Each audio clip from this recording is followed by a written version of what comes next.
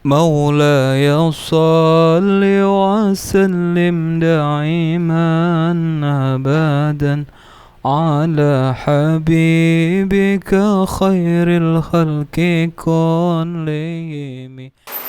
Ya, Assalamualaikum warahmatullahi wabarakatuh. Hamdan wa syukran lillah wassalatu wassalamu ala rasulillah Muhammadin ibn Abdillah wa ala alihi wa sahbihi wa mawala. Shaimin wa shaimat rahimakumullah. Kalau kemarin kita setelah membahas empat golongan yang dirindukan oleh surganya Allah, dan kemarin kita telah membahas golongan yang pertama adalah orang yang membaca Al-Quranul Karim, orang yang rajin membaca Al-Quran, bahkan orang yang memanfaatkan waktunya selalu dengan Al-Quran. Orang itulah yang akan dirindukan oleh surganya Allah Subhanahu wa ta'ala. Kemudian siapa lagi yang dirindukan oleh surganya Allah? Yang kedua adalah yang dirindukan oleh surganya Allah Subhanahu wa ta'ala adalah wahafizil lisan, orang yang menjaga lisannya. Kenapa orang yang bisa menjaga lisannya adalah orang yang dirindukan oleh surganya Allah Subhanahu wa ta'ala? Karena orang yang menjaga lisannya adalah orang yang tidak pernah menyakiti orang lain, orang yang selalu menjaga muru'ahnya agar dia selalu bersih di hadapan Allah dan di hadapan Rasul. Bahkan orang yang menjaga lisannya adalah orang yang dapat kebahagiaan, bukan hanya kebahagiaan dunia, lebih-lebih kebahagiaan di akhirat. Wahafizil lisan, orang yang menjaga lisannya. Hadirin yang dirahmati Allah Subhanahu wa ta'ala, kita pernah mendengar yang mana peristiwa yang mana Imam Ahmad bin Hanbal suatu ketika kakinya ingin melangkahkan ke negeri yang terpencil. Artinya tanpa disadari beliau pergi ke suatu desa. Hadirin yang dirahmati Allah Subhanahu wa ta'ala, di mana Imam Ahmad bin Hanbal ketika datang malam dia menemukan tempat ibadah atau kita sebut langgar atau musola. Beliau melaksanakan sholat, kemudian setelah sholat dia ingin rehat sejenak, menghilangkan kelelahan, karena tanpa disadari langkahnya sudah menuju ke tempat yang sangat terpencil. Namun ketika dia hendak rehat, apa yang didapatkan oleh Imam Ahmad? Seorang marbot mengusirnya, mengatakan, "Ya Syekh, hajihil makanu ibadah." "Oh ya Syekh, ini tempat buat ibadah, bukan tempat tidur. Silakan Syekh, pergi dari tempat ini." Akhirnya Imam Ahmad menuju teras masjid. Tapi apa yang didapatkan, hadirin yang dirahmati Allah, Imam Ahmad pun kembali diusir oleh marbot tersebut. Ketika itu juga datanglah seorang yang menghampiri Imam Ahmad yang berkata, "Wahai Tuan, wahai Syekh, kalau kau hendak beristirahat, hendaklah istirahat di rumah saya, karena saya sediakan tempat untuk beristirahat di tempat saya." Kemudian dengan senang hatinya Imam Ahmad pun menuju rumahnya, karena tidak jauh dari masjid. Kemudian Imam Ahmad pun beristirahat di rumahnya. Tapi apa yang didapatkan oleh Imam Ahmad pada saat itu?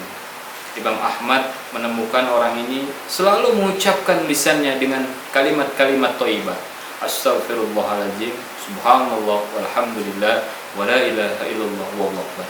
Ketika dia mengadoni kuenya, dia ucapkan astaghfirullahaladzim, subhanallah, alhamdulillah, wa la ilaha illallah akbar.